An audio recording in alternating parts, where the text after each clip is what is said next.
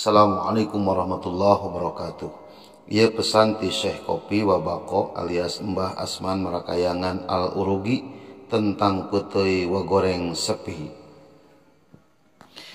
Aya pesan ti Syekh Kopi khusus pikeun para santri jeung pikeun nu barareki kana peuteui rejeng sepi.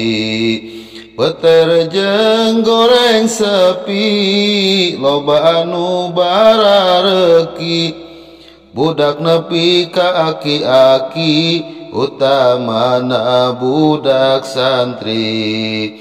Lamun ngaliwat jeung teri ditambah ku goreng sepi sambalna sambal tarasi geus pasti pedo sekali.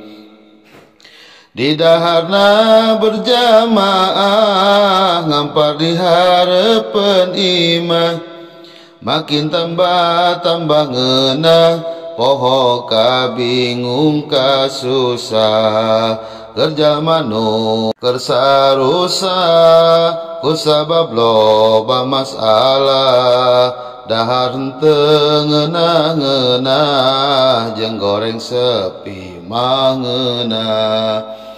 Beres ngaliwat jeung sepi teruskeun ngabako whisky jeung ngopi geus pasti nikmat sekali. Kerja manu sok ngarokok cobaan rokona bako najan katinggalna kuno tapi dina rasa pedo.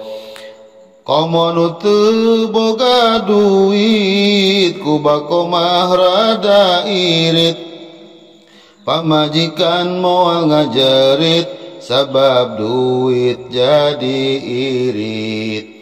Dahar peuteuy rejeng sepi cenah makruh ceuk kiai tapi tetep barareki kusabab nikmat sekali.